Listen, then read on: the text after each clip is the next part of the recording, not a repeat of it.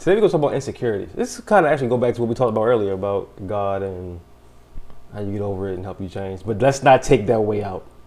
Okay. Let's not. Okay. No. Okay. So, I'll start with me. Yes. Some of the insecurities, well, this is what, I ain't even say something. One major insecurity I had growing up was my skin complexion. Don't do that. I'm just looking at you. Looks like it hasn't changed. I used to be very insecure about being dark skinned. Mm-hmm. I would get made fun of in school. Maybe call me dirty.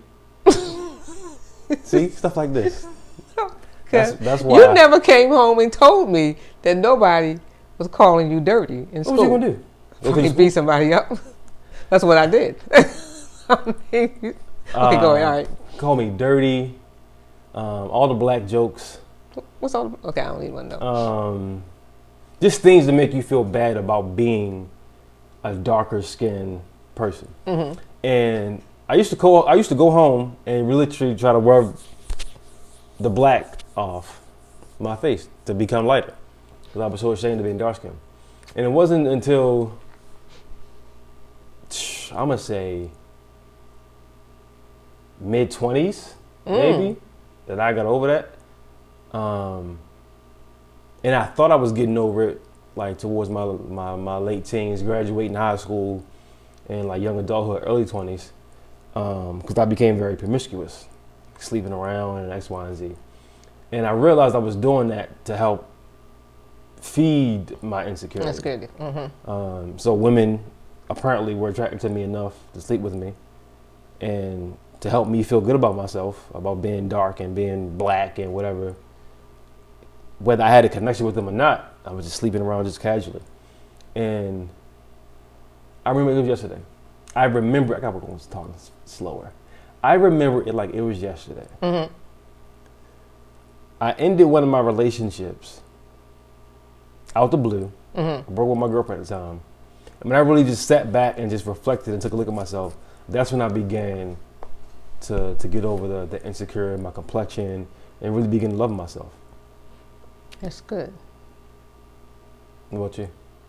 Insecurities? No, hold on. Let's talk about that. Because you laugh. Yeah, you laughing. Because we and this is true. And I'm not saying it's intentional, but not just you. I'm saying parents, period. And even kids in school when you get picked on. Like saying things like your black ass or see you laughing. I beat the black off you.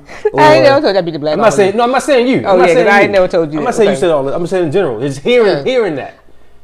Well. Hearing you black as SHIT and all that. Like that. Well, I ain't told you that. I'm not saying from you. I know what that, I see how that could sound, but if a person say, well, if you don't beat, I'm going to beat your black behind. Now, that's same with a person saying, I'm going to beat your white behind. But no. But so it's different. It's not said.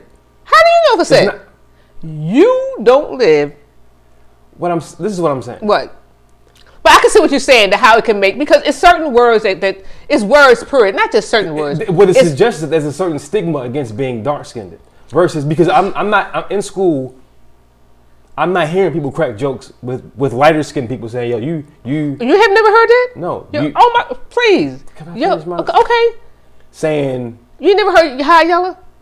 You never. I've never heard like, yo, you light as SHIT or you dirty because you light. I've never heard I've never heard the opposing side.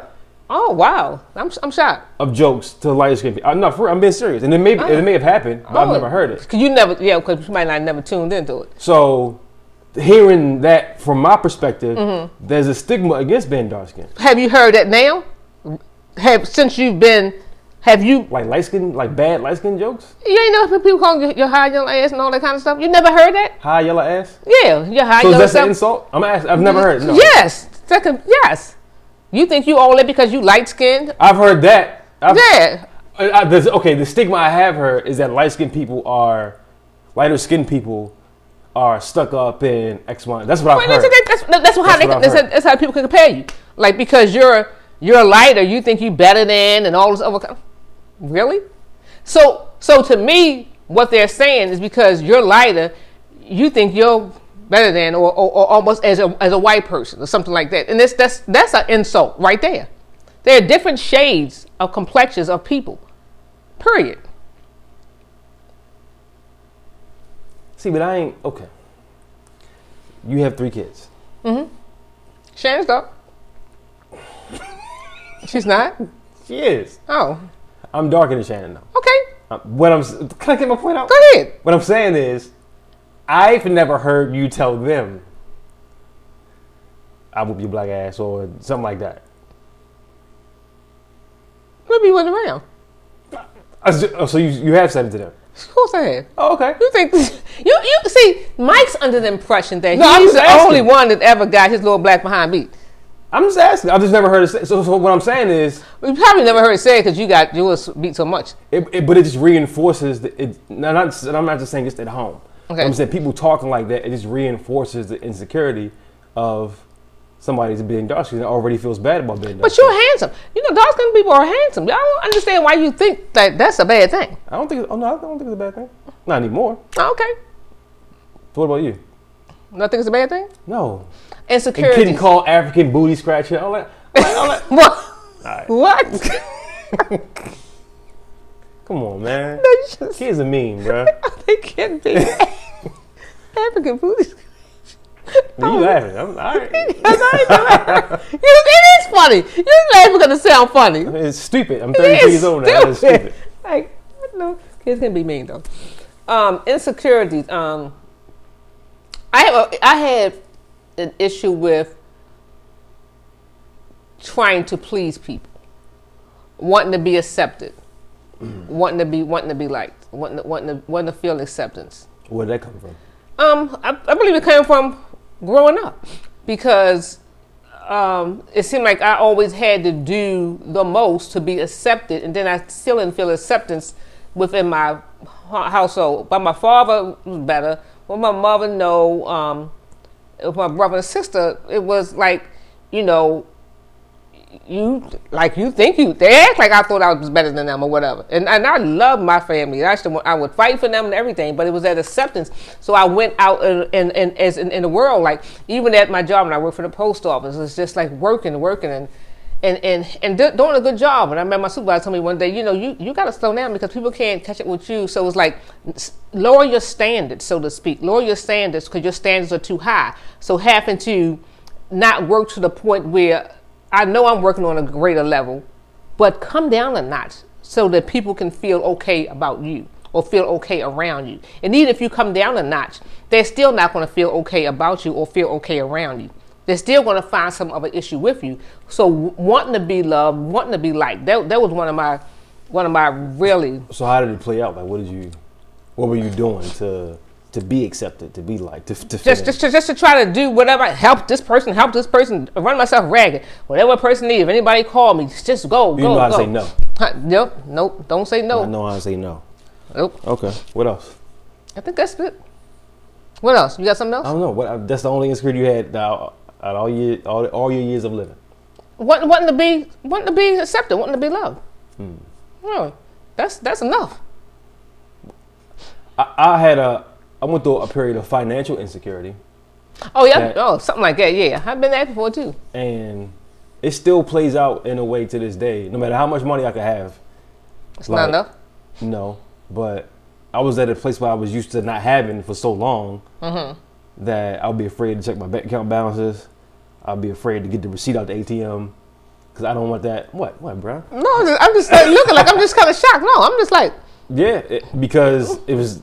That's deep. There's nothing in there. And to this day, I can have whatever in the bank and know it comfortably and still be afraid to check my balance. You better check your balance. To get a receipt out the ATM. Oh, no. Well, I didn't know. Like all that kind of stuff. Like you better check your balance. The much hackers they got out here today. I check it a little bit more now, but. I check mine every day. I'm serious. Because there's too much stuff going on out here. You don't want to know down the road, 2 weeks down the road, somebody took your money. You really be right back at it. You're missing it. Yeah. I understand. I'm staying, but I'm saying. I understand what you're saying.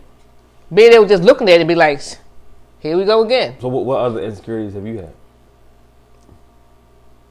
Well, I've been there with that part, the financial part.